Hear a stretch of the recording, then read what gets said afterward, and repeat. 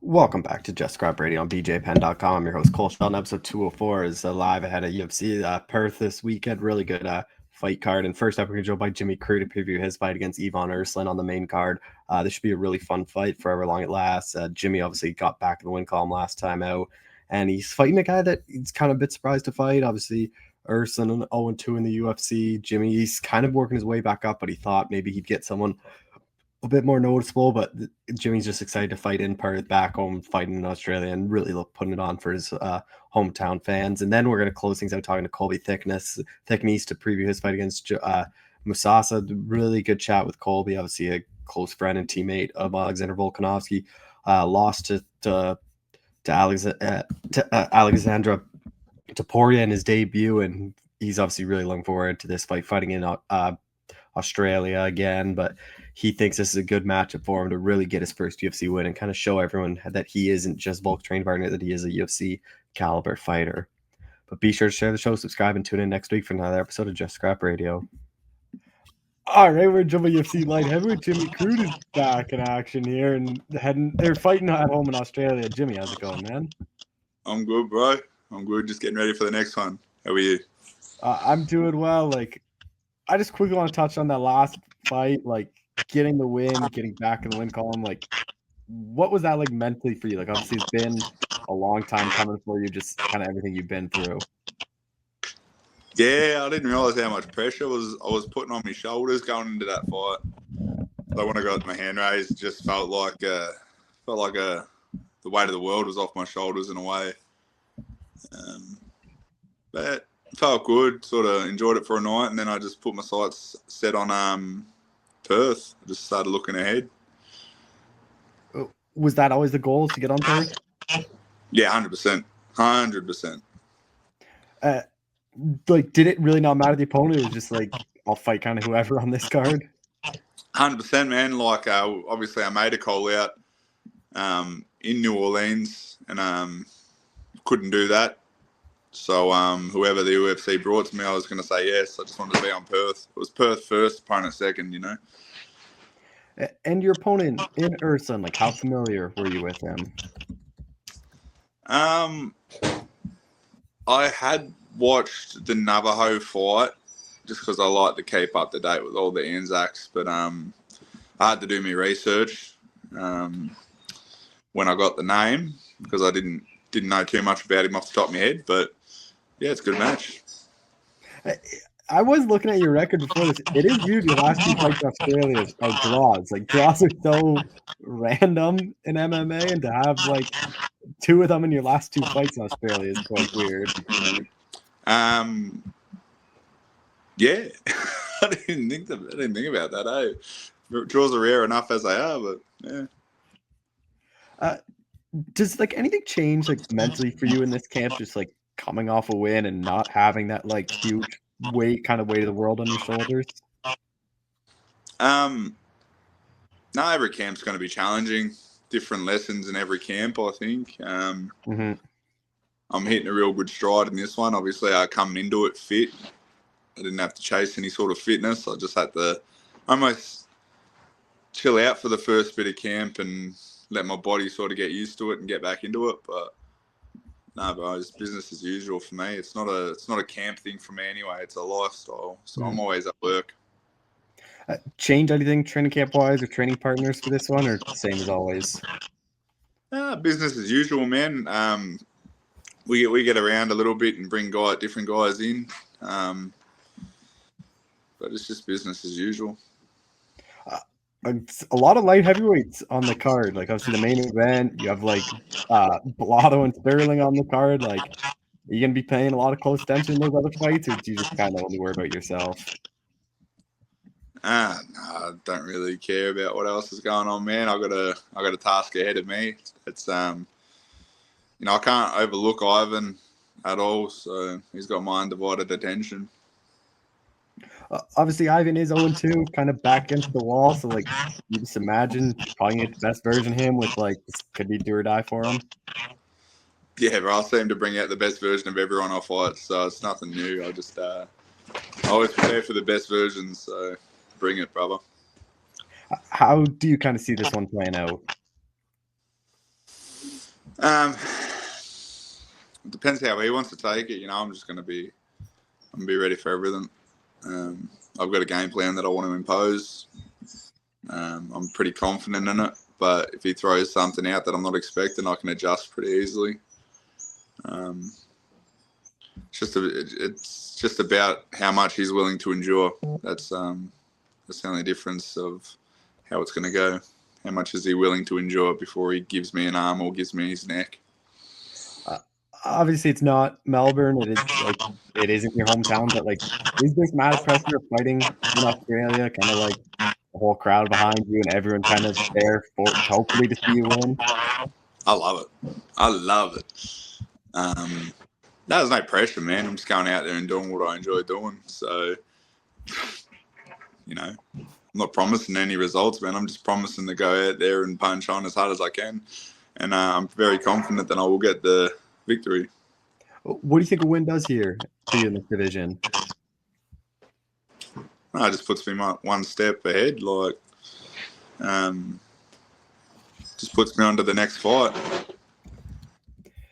Do you worry about the ranks at all, or do you think that's kind of maybe what you got caught up in early on in your career? Yeah, no, I don't care about the ranks, bro. I'll just keep winning fights. Just get the double check. That's all that matters. Yeah, the win bonus is what matters. With that, I've always been a thing of just a flat rate and then just a finishing bonus. Do you think there'll ever be a time where that's a thing, or do you think there'll always be that if you don't win? Don't know. I'm happy with what I'm getting, so yeah, I'm not going to complain. After this, probably it for you then this year, and just try to take some time off to enjoy the holidays. I wouldn't mind squeezing one more in, God willing. So yeah, I'll squeeze one more in if I can. It seems like Volk on December, and I know a lot of the Aussies want in on that after. Is that kind of something you'd think of? Is turn right around being on that kind of pay-per-view? 100%, man.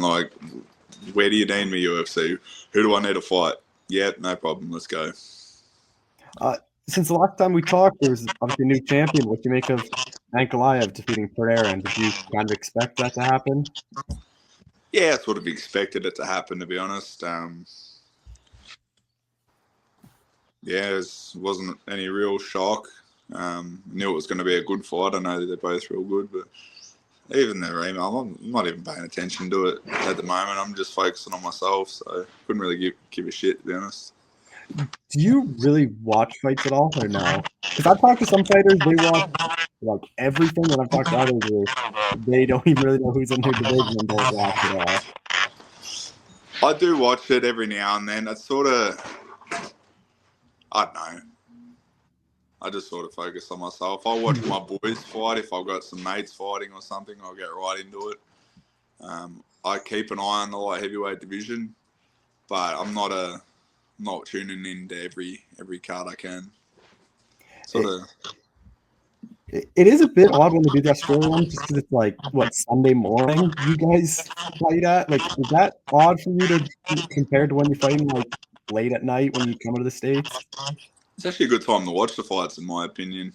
It does clash with church, so I always put church first, and then I normally get the end of the card. But it's actually Sunday. Sunday is a good time to watch the fights, in my opinion. It is nice just getting up on, and then you got your whole day right after it's over. Yeah, for sure. Just final thing for you, what is kind of the goal going forward? What's the ideal kind of next year look like for you? I want to stay busy this year. I want to get 2 more in, God willing, and then pick up where I leave off and get another 4 in next year. And just keep going, keeping active. Well, Jimmy, I appreciate the time as always. Thanks so much for doing this again. Cheers, brother. Yeah. All right, we're jumping UFC bandwidth. Colby Thicknesse is back in action here at UFC Perth. Colby, how's it going, man? Going very good. Thank you for having me on. Yeah, I appreciate you doing this. Obviously, how kind of crazy has this year been? Obviously, signed to the UFC this year, had the debut. I know it obviously didn't go your way, but just getting into the UFC, having a really close, like tough fight like that, like what kind of has this past like 6-8 months been like for you? Well, it's been pretty crazy to be honest, because very early on in my pro career, I struggled with injuries and that to get fights. Then I started building a lot of momentum. I ended up having, including February, 5 fights in 11 months. And then obviously I got signed to UFC on the short notice. Got the call up. Fight didn't go my way, but I learned a lot from that valuable 15 minutes, and it was a good way for me to get my foot in the door. I wish I could have been back a little bit sooner, but it's just the business sometimes. But I'm very keen to come out in front of another hometown over in Perth. So I'm very stoked to be on another Australia card. Not many Aussies get to go back to back for that. So I'm just very excited for what comes next month. How much do you think you will be better, like now in this fight compared to the first one? Like I know everyone kind of talks about the octagon jitters and just kind of everything kind of happened on such short notice for you. Like, do you kind of almost view this as like your real debut, where you have time to like build up and you have a full camp for all of this and everything? I think it's definitely going to play a massive factor, just the full camp and that I have experienced everything before.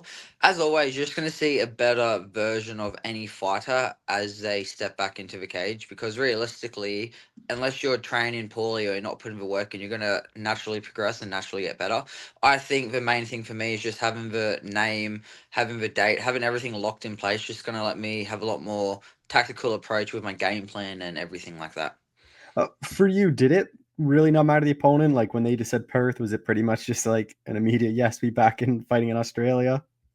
Yeah. We were asking after I fought Tapora, we got told they were going to give me another shot. We'll ask him pretty much the day or two later, trying to get a matchup as soon as we can. But obviously, like I said, things happen how they do. I've been training hard. I was back in the gym. I fought Sunday. I was back in the gym Monday afternoon, training, no breaks or anything since then. So it's just been full pedal or steam ahead. So yeah, whoever they put in front of me, I'm not worried. And how familiar were with your opponent Musasa were you? Absolutely no Yeah. familiarity whatsoever. Funny enough, we actually shared a same opponent though. When I looked, we both fought Marvin Manley. We both finished him in the first round. I finished him with elbows on the ground, and he fly kneed him. So besides that, I've watched his contender series fight. I've watched some of his earlier fights, and I watched obviously his last one where he lost to Vera. So he's a dangerous, athletic guy, but I think stylistically it's a pretty good matchup for me. Do you look back at what he did against Marvin just to kind of see what kind of similarities you guys had against him, or what kind of anything, or do you not really pay much attention to that? I don't care. I honestly, I'll Google the name and I'll just go on videos and see what I can find. But that's like the extent of my research, especially because realistically, like Marvin's not an elite level competition guy. Like I know that I faced him. He wasn't anything too special. Like I took him down with ease, finished him. He got finished on the feet with him. So I don't think you can read too much into it. I'm much more interested to see how people fare against high level opposition, what tactical adjustments they can go on the fly. What do they do when a fight doesn't go their way, and that sort of thing. What did you make of his debut? Because he was like this huge favorite. I know he was kind of highly touted after the contender series. Everyone thought he was going to kind of run through Vera, and then he gets submitted in the first round, kind of dominated. Like, what did you kind of take away from that fight? I think he looked good initially with his kicks and that. He's very long for a division. He's got some absurd reach in that. I think he's just very game and very composed, and he's powerful, so he just backs his power. And I think that what makes him super dangerous is he can touch you and put you out. But it also, when you do back yourself that much, you tend to have a little bit more confidence in your defense than that, and you can leave yourself susceptible to openings. But to be fair, he's got a chin. He got spinning wheel kicked, ate that clean, but then obviously it was the right hand look to the right high kick which clipped him. But even then, it still clipped him, but it didn't put him out. It ended up just dropping him, and then Vera was good enough to capitalize on that back take and the submission attack from there. So I think he is still very good. I think it was one of the things where I'm not saying if he went 15 minutes he would have won, but I think he is someone who has to catch. Like I think it's going to be hard to go out there and think you're just going to be able to dominate him everywhere for 15 minutes. Like you're going to be in a grind when you're fighting him. And fighting in Australia, you obviously have the hometown crowd, or not the hometown, but like the home country crowd behind you. Like, how much do you think that will play a factor this one, where he will be getting booed? Like, people won't be on his side in this one. I think it's always cool from like the fans' point of view to have that same thing. When I was debuting in Sydney, everyone's like, "Oh, how does it feel?" I'm like, "It's a cool moment." Don't get me wrong. When I'm looking back, I'm like, it was very cool that I could fight in Sydney, and then I could back it up into Perth. But realistically, like at the end of the day, it changes nothing. Like I've got a job to do. I'd go over and fight in the Congo in front of 10,000s of his fans if I have to. At the end of the day, it's very cool for my family and friends. They get to see it. It makes it a bit easier to fly across the country than across the road to Vegas or something like that. But at the end of the day, I'm going to work. I got a job and I got to go out there and win. Obviously, you work a lot with Volk, like Joe, that whole team. Who were kind of the main people for this camp you were using? Yeah, so normally Joe and Volk are always just going to be the staples. Then we have a great team around us. So my teammate K-Sibs, he won the Hex belt, which I vacated when I got signed to UFC. He actually fights next weekend. He's been a main staple training partner. They've got people like Justin Van Heeden, Jamie Malaki's in the camp now. So there's lots of good bodies and good looks for us. So everybody's able to mix it up, give us different looks because that's what you need at this level. You just can't have that cookie cutter game plan approach of everybody fights like this. You need the different sizes, even the different weight classes, I think, because I need to know that, all right, this dude's way stronger. I'm not just grappling with bantamweights, I'm grappling with lightweights and heavy guys. Or I need to grapple with shorter people who are more scrambling and quicker. So I think just trying to get as many looks in as I can, and that's what freestyle provides me. Having Jamie on the card, like how nice is that to have a teammate just kind of help you through fight week? The weight cut, I imagine, just kind of makes everything a bit more easy and comfortable. It's gonna be so good. Also, I think it's the first time ever that freestyle would have two people on the UFC card as well. Because obviously Volk's always been the only real athlete started from there. Jamie's come over, but they've done camps and that together. This will be the first time that two freestyle athletes are in camp together, fly over together and fight together. So it's a pretty surreal thing. And then just going with him and Volk, like obviously no disrespect to your opponent, but like Volk is obviously one of the best fighters ever. So like going against him, like it is a lot better of a look than what you see in the fight. So like how much confidence does that give you where you can go with Volk and like the fight might just seem easier to you than what you've been training? It gives me a lot of confidence. Also, I think what it is if people saw in my Tapore debut, if people looked back and like I'll go back and watch my old fights on YouTube, and you see the comments when the fight got announced, and people like, "Oh, this dude fucking sucks. He's gonna get slept in 2 minutes and all this stuff." But then when you go out and you fight that high level opposition, like Tapore caught me with good things, and he won the fight, but it wasn't like I went out and I got dominated for 15 minutes. Like I had my moments. It was just he stacked up more moments than me. So all I need to do is go out and stack more moments against Josiah. So I just need to go out there, fight my fight. And like you said, having someone like Volk who can analyze someone, study their style, give me the correct looks and that, then make me work harder for the adjustments and the fight IQ. It gives me a lot of confidence going into fights. Do you feel a lot of added pressure just fighting in Australia? Like you obviously have the whole crowd support, like people are going there to see you, they're kind of rooting for you. Like, does that add anything, or do you not really think about that? Or do you In even the really fear the sense, crowd?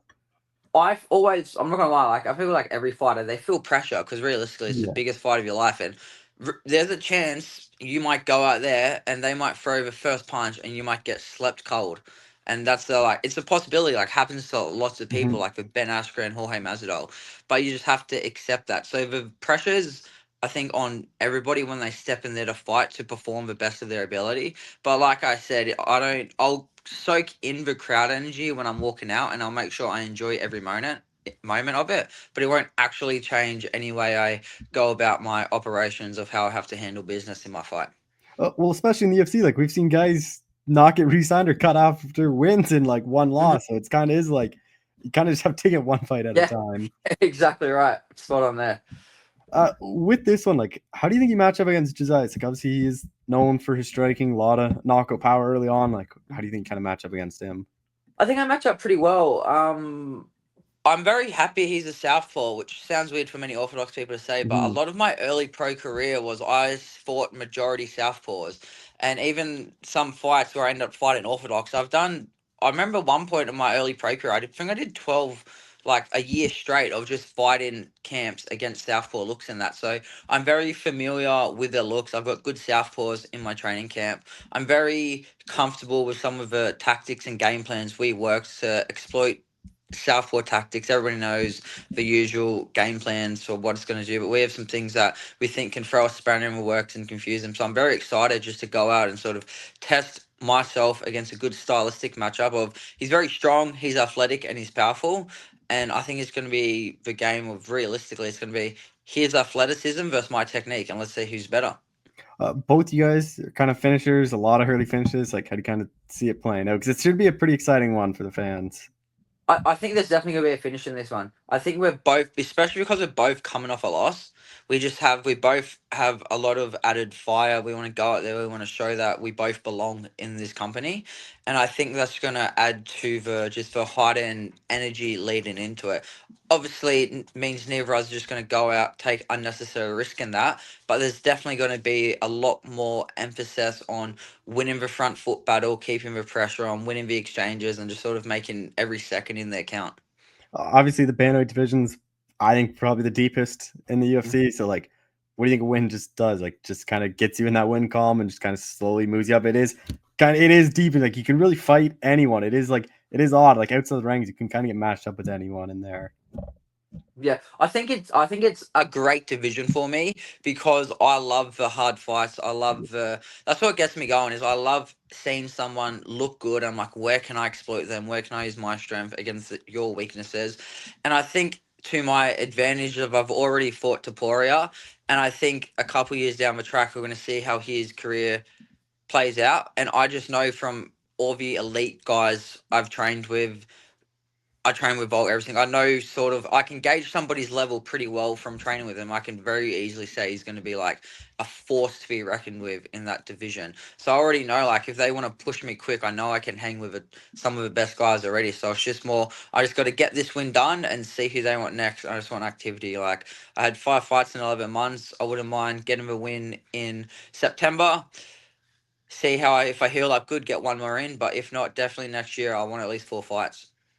What would it mean for you to get your first UFC win? Like, obviously, it is a bucket list thing, like a goal to get into the UFC. Winning is kind of that next step, and then obviously like the second contract, so on. But like getting the first UFC win, like, what would that mean to you?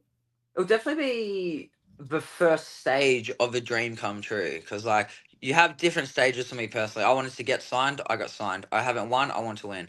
Now, I want to go through things. I want big finishes, I want knockouts, I want submissions, I want performance of the night. I even want fight of the night. Like, I don't want to go through my career and not have one fight of the night award. I want to have them wars where I get tested, they get tested. I want to sort of tick all the boxes you can because at the end of the day, I'm 26.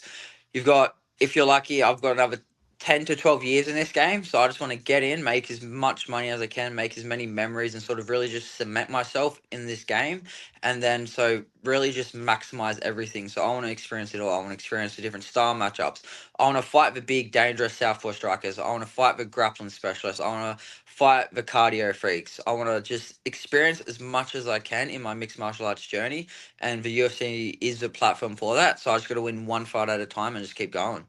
Obviously, not looking past one, but I know Volk's kind of said he wants to return in December. Like, would that be kind of a dream? Is get this one done and hop right back on a like Volk card in December?